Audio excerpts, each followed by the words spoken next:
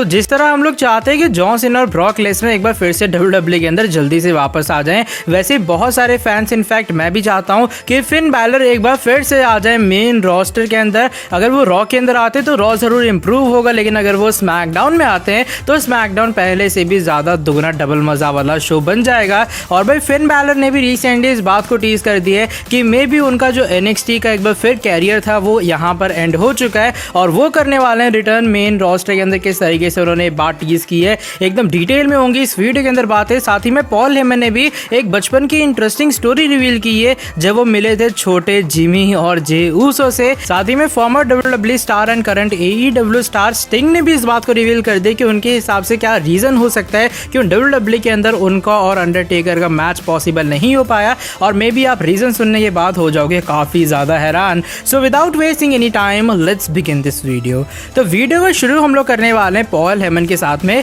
और Paul Heyman ने भाई बड़ी कमाल की आप कह सकते हो स्टोरी रिवील की है जब वो मिले थे छोटे यानी कि बचपन वाले जिमी और जे ऊसो से। वो कहते तुम जानते हो कि मेरी जो सामोअन या फिर कह लो पूरी एनॉय फैमिली है उसके साथ कैसे रिलेशन चले आ रहे हैं। और एक बार होता है क्या, मैं जाता हूँ एनॉय फैमिली से मिलने जहाँ पर उनका रिंग वगैरह होता है और वहाँ पर मैं देखता हूँ दो जो यंग मैन है यानी कि दो जो बच्चे हैं जो कि 4-4 साल के हैं वो आपस में रिंग के बीच में ग्रैपल कर रहे हैं। पॉल हेमन वहाँ पर जाते हैं और वो देखते कि वो जो 4-4 साल के बच्चे हैं वो एक दूसरे को सिर्फ ग्रैपल नहीं कर रहे हैं बल्कि एक दूसरे को इधर उधर उठा के स्लैम दे रहे हैं, जो हेडलॉक होता है वो डाल रहे हैं, टॉप रोप से एक दूसरे के ऊपर कूद रहे हैं और जो दोनों ट्विन ब्रदर्स है वो एक दूसरे को स्प्लैश भी देते हुए नजर आ रहा है। और पॉल हेमन कहते हैं पहली बार था जब मैं जाकर मिलता हूँ अपनी पूरी लाइफ के अंदर जिमी और जे ऊसो से, और उस चीज को देखने के बाद मुझे ये बात जरूर पता लग गई थी कि आने वाले टाइम में WCW टेलीविजन जो कि उस टाइम चल रहा था वहां पर हमें ये लोग आते हुए नजर आएंगे। करंटली वो WWE है और पॉल हेमन कहते हैं वहां से मैंने एक माइंड में प्लान बना लिया था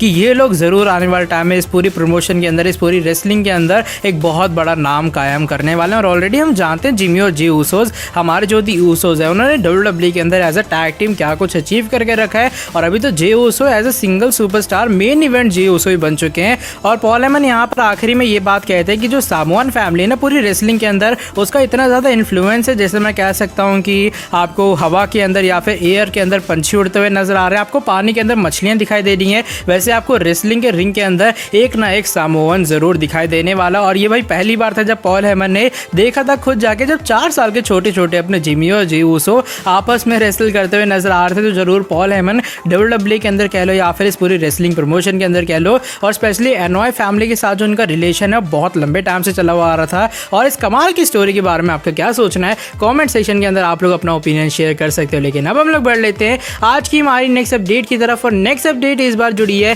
the icon the sting the current AEW star sting के बारे में। और स्टिंग ने भी रिसेंटली एक बहुत ही वियर्ड रीजन रिवील कर दिए कि उनके हिसाब से अभी तक अंडरटेकर और स्टिंग का जो ड्रीम मैच है, जो फैंटेसी मैच है, जो कि बहुत सारे फैंस देखना चाहते थे, जो कि मे बी एक मनी मेकिंग मैच भी हो सकता था, एक फ्यूड बहुत बेहतरीन हो सकता था जो कि शायद सालों तक याद रहता, वो क्यों पॉसिबल नहीं हो पाया। अब स्टिंग का ये जो इंटरव्यू होता है इस इंटरव्यू के अंदर जैसे उनसे ये क्वेश्चन पूछा जाता है वो कहते हैं हाँ जरूर, जैसे कि आप भी चाहते हो और बहुत सारे लोग चाहते थे, इनफैक्ट मैं भी चाहता था कि मैं अंडरटेकर का फेस करूं WWE के अंदर। हम लोगों के पास एक बहुत अच्छा टाइम था जब एक बार फिर से मैंने WWE के अंदर रिटर्न की थी, उस टाइम मैं ठीक ठाक सी शेप के अंदर था, वो अलग बात है। अभी फिलहाल जब मैं AEW के अंदर हूँ तो मेरी जो अभी फिलहाल शेप है, जो पोजीशन है पहले के मुकाबले वो और भी ज़्यादा बेहतरीन होगी। लेकिन मुझे क्या लगता है कि अंडरटेकर और स्टिंग का जो ड्रीम मैच है वो ऑलरेडी हो पाता है WWE के अंदर। ऐसा नहीं कि यहाँ पर विंस मैकमैन इस चीज़ को होने से रोक रहे थे या फिर कोई और बंदा आके इस चीज़ को मना कर रहा था,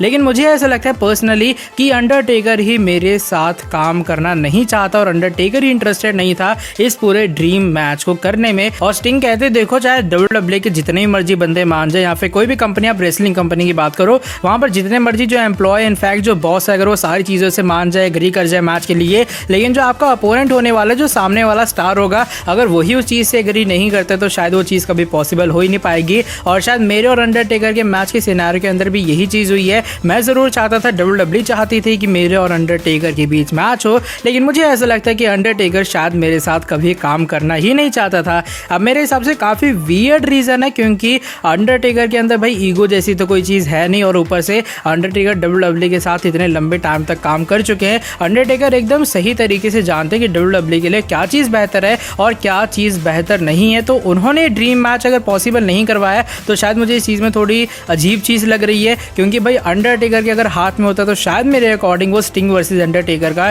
ड्रीम मैच, फैंटेसी मैच जरूर करवाते ताकि WWE की रेटिंग्स ऊपर जाए। इसको लेकर आपका क्या ओपिनियन है? क्या स्टिंग का कहना सही है? क्या उनके हिसाब से अंडरटेकर जो उनके साथ काम नहीं करना चाहते थे यही रियल रीजन है क्यों एक फैंटेसी मैच WWE के अंदर पॉसिबल नहीं हो पाया? लेकिन अब हम लोग बढ़ लेते हैं आज की हमारी नेक्स्ट एंड फाइनल अपडेट की तरफ, और फाइनल अपडेट इस बार जुड़ी है the demon king Finn Balor के बारे में। और NXT का फिन बैलर का अभी जो उनका रिटर्निंग करियर था वो बहुत ज़्यादा कमाल का गया था, और उसके बाद ऑलमोस्ट हर फैन चाहता है कि एक बार फिर से फिन बैलर आए मेन रोस्टर के अंदर, और अगर पर्सनली स्मैकडाउन के अंदर आते हैं तो वो रोमन रेंस के साथ फ्यूड करते हुए नजर आए। अगर वो रॉ के अंदर जाते तो WWE को फिन बैलर को जरूर बना देना चाहिए WWE चैंपियन। अब बीच में काफ़ी सारे रूमर्स आ रहे थे कि जो रॉ की क्रिएटिव टीम है वो चाहती है कि भाई जल्दी से जल्दी जो फिन बैलर है वो आ जाए रॉ के एपिसोड के अंदर, लेकिन जो NXT की क्रिएटिव टीम है वो ये नहीं चाहती कि फिन बैलर NXT को लीव करते हुए नजर आए। लेकिन जब NXT के एपिसोड के ऊपर फिन बैलर और केरन क्रॉस के मैच का पार्ट 2 होता है,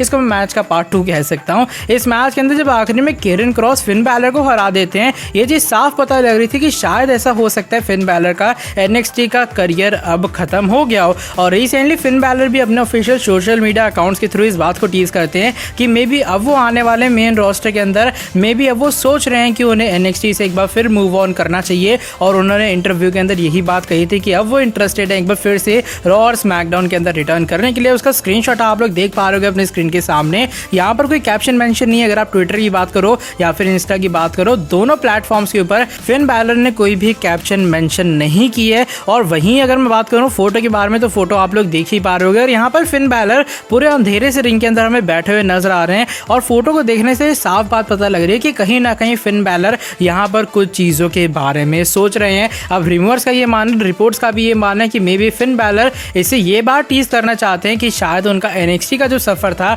एक बार फिर से रिटर्निंग वाला वो यहीं तक है, और अब वो मेन रोस्टर के अंदर अपनी एंट्री करने वाले हैं। और अगर मैं भी फिलहाल रिंग की तरफ एक बार नजर मार रहा हूँ तो जो रिंग है वो NXT का ही देखने में लग रहा है, क्योंकि यहाँ पर येलो रोप्स आपको थोड़ी बहुत दिखाई दे रही होंगी अंधेरे के बीच में। तो लग ऐसा रहा है फिन बैलर का कुल मिला के कहना यही है कि शायद उनका NXT का जो पूरा करियर है वो यहीं तक था। अब उन्हें मेन रोस्टर के अंदर अपने आप को एक बार फिर प्रूव करना है, क्यों Finn Balor one of the best wrestlers हैं WWE की एंड प्रो रेसलिंग की पूरी हिस्ट्री के अंदर। आगे बाकी कोई भी अपडेट आती है कि भाई फिन बैलर कब आएंगे, वो रॉ के अंदर आएंगे या फिर स्मैकडाउन के अंदर, NXT के अंदर भी फिलहाल उन्हें आने वाले शो के लिए मेंशन तो किया नहीं जा रहा है। देखो भाई क्या आगे क्या कुछ होता है। और आज की जो भाई ये वाली वीडियो बस यहीं तक थी। आप लोग क्या फिन बैलर की रिटर्न देखना चाहोगे? अगर चाहते हो तो क्या वो रॉ में आए, क्या वो WWE चैंपियन बने, या फिर वो जाए स्मैकडाउन के अंदर और वो चैलेंज कर दे रोमन रेंस को यूनिवर्सल चैंपियनशिप के लिए। और भाई ये वाली वीडियो जैसे मैंने कहा बस यहीं तक थी। अगर वीडियो पसंद आई है नीचे वीडियो को लाइक कर दो, कमेंट सेक्शन के अंदर बताना कि आपका इन सभी चीज़ों के बारे में क्या सोचना है। चैनल पर नहीं हो तो सब्सक्राइब जो कर ही दिया होगा अभी तक, और नोटिफिकेशन बेल को भी कर दो प्रेस, ताकि आगे भी आपको हमारे चैनल पर कुछ ऐसी इंटरेस्टिंग कमाल की एंड और भी फ्रेश अपडेट जानने को मिलती रहे। नेक्स्ट वीडियो के अंदर आके आपसे काफ़ी जल्दी मिलता हूँ। Till then bye bye, take care.